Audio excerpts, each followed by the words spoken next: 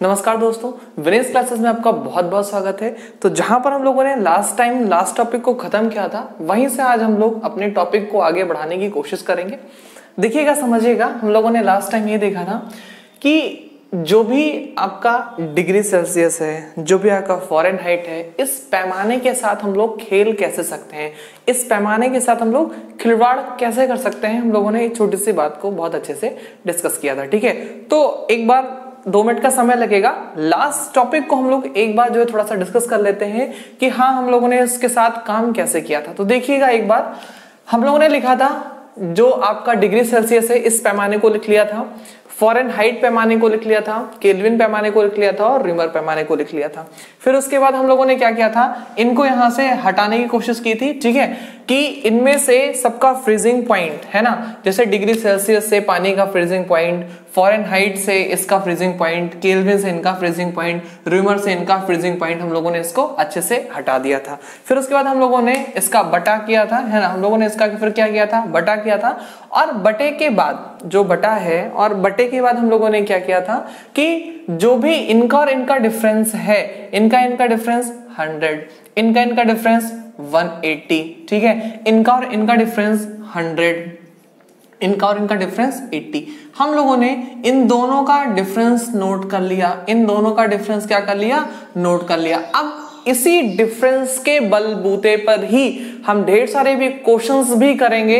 इसी फिगर को ही देखते देखते हम लोग सारे के सारे क्वेश्चंस को बहुत अच्छे से डिटेल में डिस्कस करने वाले हैं। ठीक है, तो आइए जरा सा हम लोग इसको देख लेते हैं। फिर हम लोगों ने इसको क्या किया था, 20 से मल्टीप्लाई कर दिया था, है ना, पूरे के पूरे फॉर्मूले को 20 से क्या कर दिया था, मल्टीप्लाई कर दिया था। और जैसे हम लोगों ने पूरे फॉर्मूले को 20 से मल्टीप्लाई किया था, एक बहुत अच्छा सा प्यारा सा छोटा सा रिजल्ट हमारे सामने निकल के चला आया कि 24 जा 80, 25 जा आपका कितना हुआ था, 100 हुआ था, 29 जा 180 हुआ था और 25 जा 100 हुआ था। तो आप ऐसे लिख सकते हैं इस पूरे के पूरे फॉर्मूले को एक छोटे रूप में ऐसे लिख सकते हैं, C/5 बराबर F-32/9 बराबर K-273/5, और आप यहां लिख सकते हैं कि R/4। ये है आपका पूरा का पूरा फॉर्मूला, जिसे आप लोगों ने कल बहुत अच्छे से डिस्कस किया था, डिराइव किया था बहुत प्यार से, है ना।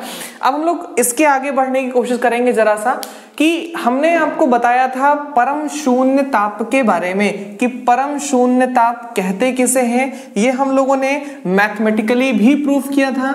जिन लोगों ने उस वीडियो को अभी तक नहीं देखा है, वो लोग एक बार जाकर के चैनल में प्लेलिस्ट में फिजिक्स का एक अलग प्लेलिस्ट बना हुआ है, आप उस प्लेलिस्ट में जाकर के उस वीडियो को देख सकते हैं, या Vinesh classes GS special physics by Satyan sir आप सर्च करके आप उस वीडियो को बहुत आराम से देख सकते हैं। ठीक है, चलिए, हम लोगों ने देखा था कि जो तापमान होता है -273.15 डिग्री सेल्सियस, ये न्यूनतम संभव तापमान है। पूरे के पूरे ब्रह्मांड की अगर हम लोग बात कर लें, पूरे ब्रह्मांड की बात कर लें, तो न्यूनतम संभव तापमान यही है 273.15 डिग्री सेल्सियस। इससे कम तापमान संभव नहीं है। या हम लोग इसको ऐसे कह लें कि डिग्री सेल्सियस है तो ये 0 केल्विन के बराबर होगा। इट मींस 0 केल्विन कितने के बराबर है आपके,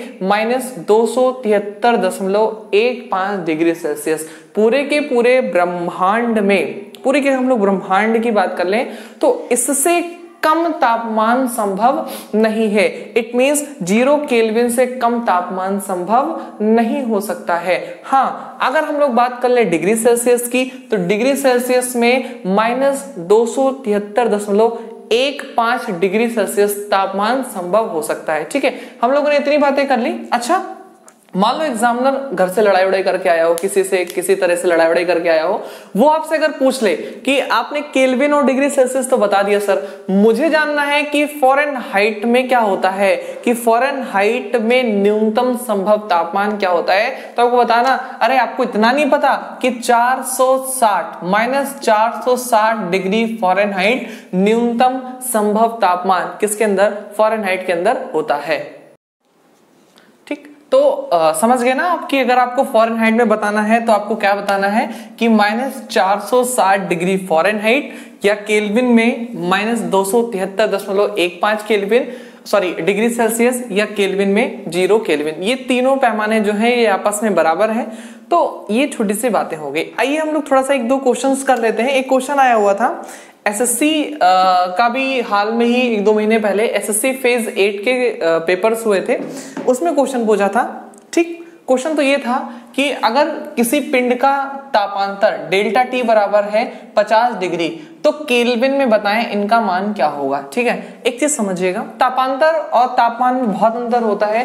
क्या अंतर होता है वही हम लोग आगे डिस्कस करने वाले हैं। यहाँ पर देखिए, अगर उसने बोल दिया कि किसी बॉडी का तापमान 50 डिग्री सेल्सियस है तो केल्विन में बताएं, तब तो ये आपके लिए बच्चों का खेल हो जाएगा। कैसे बच्चों का खेल हो जाएगा? आप सीधे सीधे फॉर्मूले को नोट कर लेंगे कि सर फॉर्मूला क्या होता है आपका, कि जैसे जो डिग्री सेल्सियस होता है, जो डिग्री सेल्सियस होता है, इसमें हम उतने केल्विन को जोड़ देते हैं। इट मींस अगर हमारा यहां दिया हुआ है 50 डिग्री सेल्सियस, या हम ऐसे सीधे सीधे फॉर्मूला लिख लेते हैं, C बराबर K माइनस 273।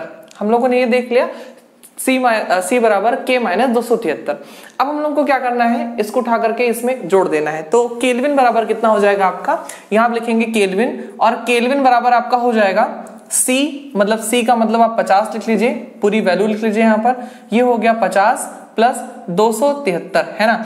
जब आप इनको जोड़ेंगे तो आ कितना जाएगा, यहाँ पर 3 आ जाएगा, 7 5 12 के 2 आई, यहाँ पर 3, यानी कितना हो जाएगा आपका 323 केल्विन। कितना हो जाएगा आपका 323 केल्विन। 50 डिग्री सेल्सियस के तापमान पर किसी पिंड का जो केल्विन में तापमान होगा वो होगा आपका 323 केल्विन। एक बात हो गई। दूसरी बात, जो एग्जाम में का क्वेश्चन था, पूछा गया था, इसमें आपसे पूछ रहा था कि जो तापांतर है किसी वस्तु का या किसी पिंड का, जो तापांतर है वो 50 डिग्री है। तापांतर क्या होता है, एक बात समझिए, जैसे मान लीजिए किसी का तापमान था 100 डिग्री, है ना, कुछ समय के बाद उसका तापमान क्या हो गया, 150 डिग्री हो गया। इसको बोलते हैं तापांतर। 50 डिग्री का तापांतर, इसको क्या बोलते हैं, तापांतर। 100 से क्या हो गया आपका 150 हो गया, इसको क्या बोलते हैं हम लोग, तापांतर बोलते हैं। एक बात हो गई। अब समझिएगा, आपसे अगर पूछ लिया कि तापांतर है तो केल्विन में आप अंतर बताएं, तो आपको बहुत अच्छे से पता है जो आपका तापांतर होता है या जो आपका डिग्री सेल्सियस होता है, इसमें हम लोग क्या जोड़ देते हैं, 273 जोड़ देते हैं। तो जैसे आपने इसमें 273 जोड़ा, ये कितना हो गया आपका 373 हो गया। कितना हो गया आपका ये 373 हो गया। आप इसमें भी जोड़ दीजिए खटाक से, आप जो है इसमें भी जोड़ दें 273, इसमें भी जोड़ दें। आपने जैसे इसमें 273 जोड़ा, आपका आंसर कितना आना चाहिए, यहाँ पर 4 आ गया, 7 5 12 के 2, 1 2 और 1 3 और 1 4, 423। अब आप देखिए कि 100 डिग्री सेल्सियस पर किसी पिंड का तापमान केल्विन में था 273 केल्विन। ठीक है, आपने वही देखा 150 डिग्री सेल्सियस पर किसी पिंड का केल्विन में तापमान था 423 केल्विन। ठीक है, अब अगर हम दोनों में अंतर निकालने की कोशिश करें तो 50 ही केल्विन का तो अंतर आया। कितने का अंतर आया, 50 केल्विन का ही अंतर आया। इट मींस अगर हम लोग बात कर लें कि जो आपका डिग्री सेल्सियस है और जो आपका केल्विन है, तापांतर दोनों का क्या होता है, सेम होता है। तापमान का जो अंतर होता है दोनों में, वो दोनों में क्या होता है आपका सेम होता है। आप समझिएगा हमारी बात को यहाँ पर कि ये होता क्यों है। देखिए, अगर हम लोग बात कर लें केल्विन स्केल पर और आपके डिग्री सेल्सियस स्केल पर, तो दोनों पर जो भी आपका अंतर है, दोनों पर जो भी आपका क्या है अंतर है, वो सेम है। दोनों पर जो भी आपका क्या है अंतर सेम है। इट मींस दोनों का जो तापांतर होगा, केल्विन पैमाने का और डिग्री सेल्सियस पैमाने का, दोनों का जो तापांतर होगा वो सदैव क्या होगा, बराबर होगा। लेकिन ये सिर्फ केल्विन और डिग्री सेल्सियस पैमाने के लिए है। फ़ारेनहाइट के लिए चीजें गड़बड़ है। फ़ारेनहाइट के लिए आपका ये आंसर नहीं हो सकता है। ठीक है, तो आइए हम लोग जरा सा एक बात कर लेते हैं, छोटी सी फ़ारेनहाइट के विषय में बात कर लेते हैं कि फ़ारेनहाइट होगा तो क्या होगा। तब तक आप इसका एक बार स्क्रीनशॉट ले लें क्वेश्चंस का। ठीक, आगे बढ़ते हैं। अब देखिएगा, अगर आपको किसी ने दे दिया कि मान लीजिए कोई बॉडी है, कोई पिंड है, इसका तापांतर है ना, इसका तापांतर मान लीजिए दे दिया 35 डिग्री सेल्सियस है, कोई बॉडी है या कोई पिंड है, इसका जो तापांतर है डेल्टा टी जो है ये है 35 डिग्री सेल्सियस।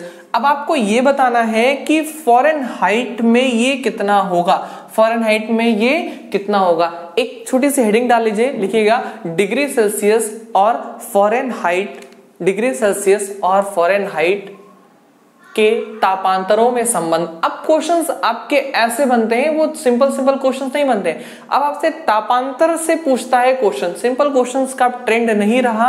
अब जो ट्रेंड है बेसिकली वो तापांतर के क्वेश्चंस का ट्रेंड बना दिया है। तापांतर से आपसे पूछ लेता है कि कैसे होगा ये, तो आपको बताना है कि अगर 35 डिग्री सेल्सियस पर कोई वस्तु है तो फ़ारेनहाइट पर इसका तापांतर क्या होगा।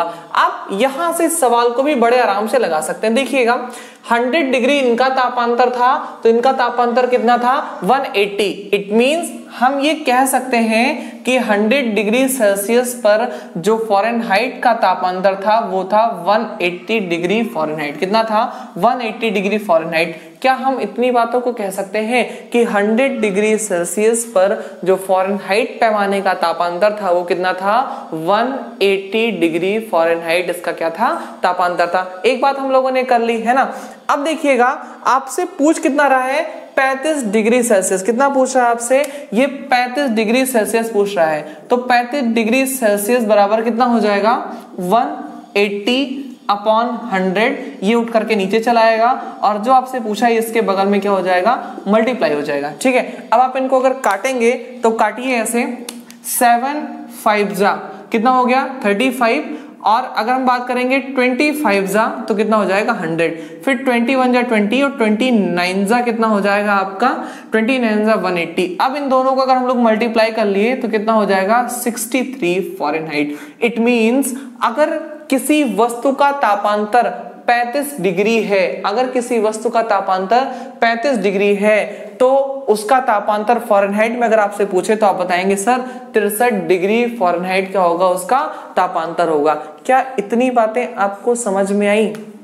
इतनी बातें आई समझ में? कोई दिक्कत तो नहीं यहाँ तक? अगर कोई भी दिक्कत हो तो बिल्कुल से एक बार बताएंगे आप लोग कि 35 डिग्री सेल्सियस पर जो फ़ारेनहाइट का वैल्यू होगा वो कितना होगा 63 डिग्री फ़ारेनहाइट होगा। आप इसको ट्रेडिशनल तरीके से भी लगा सकते हैं। मान लो किसी वस्तु का जो तापमान था 100 था, बाद में 135 हुआ, आप इस पे भी लगा सकते हैं, फॉर्मूले से करके आएंगे, आंसर आपका सेम आने वाला है, आंसर में कोई दिक्कत वाली बात नहीं है। हाँ, ऐसे करेंगे तो आपको एग्जाम में बहुत आसानी होगी, आपको कुछ करना ही नहीं है, सिर्फ इतना देखना है तापांतर दिया कितना, उसने मान लीजिए तापांतर 150 दे दिया, 150 डिग्री सेल्सियस दे दिया तापांतर, क्या करना है आपको? कुछ नहीं करना है। जहां पर आपसे 35 पूछा था वहां पर आप ऐसे 150 कर देंगे। ठीक है, तो 150 बराबर कितना हो जाएगा 180 अपॉन कितना हो जाएगा यहाँ पर 100, तो ऐसे था ही, बगल में से आप 150 लगा देंगे। ठीक है, तो कितना भी आपसे पूछ ले, कुछ भी आपसे पूछ ले, आप बहुत इजीली पूरे के पूरे टॉपिक को एक साथ इकट्ठा करके सब करके उस टॉपिक को आराम से आप बता सकते हैं। ठीक है,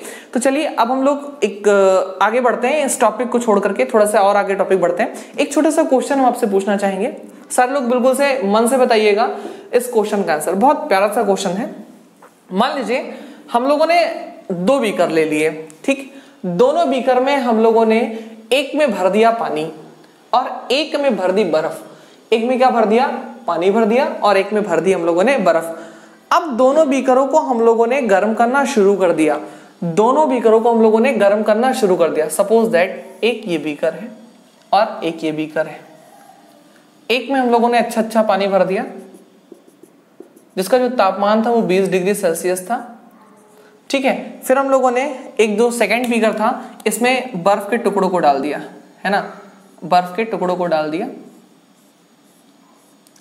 इसमें लोगों ने बर्फ के टुकड़ों को डाल दिया। और आपको बहुत अच्छे से पता है कि जो बर्फ का तापमान होता है वो कितना होता है 0 डिग्री सेल्सियस। बर्फ का तापमान कितना होता है आपका 0 डिग्री सेल्सियस होता है। वहीं पर अगर हम लोग बात कर लें कि ये पानी जो है, पानी का तापमान 20 डिग्री था। अब हम लोगों ने जब इसको गर्म किया, है ना, जब हम लोगों ने इसको क्या कर दिया, गर्म किया, और गर्म करने पर ये क्या हो गया, इसका तापमान थोड़ा सा बढ़ गया, 20 था मान लो 25 डिग्री सेल्सियस हो गया। ठीक है, ये जो बर्फ था इसको हम लोगों ने तापमान दिया। ठीक है, अब आप ये बताइए कि 5 मिनट तक हम लोगों ने इसको तापमान दिया था, यानी ऊष्मा दी थी, और 5 मिनट तक ही हम लोगों ने इनको ऊष्मा दी, है ना। तो आप मुझे बताएंगे कि इस बीकर का जो पानी है, इसका जो टेम्परेचर होगा वो 5 से कम हो जाएगा, सॉरी वो 0 से कम हो जाएगा, कि 0 से ज्यादा हो जाएगा, कि 0 से बहुत ज्यादा हो जाएगा, कि 0 से बहुत कम हो जाएगा। ठीक है, आप इन चारों बातों को समझिएगा और बताने की कोशिश कीजिएगा कि जो पानी का तापमान है वो 0 से बहुत ज्यादा हो जाएगा, कि 0 से बहुत कम हो जाएगा, कि कम हो जाएगा, कि क्या होगा। ठीक है, बताइए आप लोग क्या हो सकता है इसमें। देखिए एक चीज समझिएगा हमारी बात को, कि आपने 9th और 10th से पढ़ा होगा, एक छोटा सा टर्म पढ़ा होगा जिसे आप लोगों ने गुप्त ऊष्मा नाम दिया था, है ना। जिसे क्या बोला था आपने, गुप्त ऊष्मा इनको नाम दिया था। ये गुप्त ऊष्मा क्या होती है, जब आप किसी चीज को हीट देते हो, किसी चीज को ऊष्मा देते हो, तो उसका जो तापमान होता है, उसका जो तापमान होता है वो जरूरी नहीं है कि बढ़ जाए, वो जरूरी नहीं है कि बढ़ जाए, हो सकता है ना बढ़े, अवस्था परिवर्तन में वो प्रयुक्त हो जाए। जैसे कि यहां पर हुआ क्या, आपने इसको तापमान दिया, ये तापमान ना बढ़ा करके ये क्या कर रहा है, अवस्था परिवर्तन कर रहा है, और इसका जो आपका बीकर है जिसमें बर्फ है, ये तब तक जो है वो नहीं तापमान अपना बढ़ाएगा जब तक इसका सबसे अंतिम वाला जो बर्फ का टुकड़ा है, इसका जो सबसे लास्ट वाला बर्फ का टुकड़ा है, जब तक वो नहीं पिघल जाता है तब तक ये जो है तापमान 0 डिग्री ही रहेगा। इसका जो तापमान होगा वो 0 डिग्री ही रहेगा। लेकिन ऊष्मा तो हम दे ही रहे हैं, ऊष्मा तो हम लोगों ने रोका नहीं, ऊष्मा इसमें भी दे रहे हैं और ऊष्मा हम लोग इसमें भी दे रहे हैं। तो आपकी जो ऊष्मा होती है, जो तापमान को बढ़ा सकती है, जिसके अंदर कैपेबिलिटी होती है तापमान को बढ़ाने की, इसे हम लोग बोल देते हैं संवेदनीय ऊष्मा। क्या बोल देते हैं, संवेदनीय ऊष्मा। ठीक है, क्या बोल देते हैं, संवेदनीय ऊष्मा, संवेदनीय ऊष्मा, या इसे हम लोग बोल देते हैं सेंसिबल हीट। क्या बोल देते हैं इसे हम लोग, सेंसिबल हीट या संवेदनीय ऊष्मा। और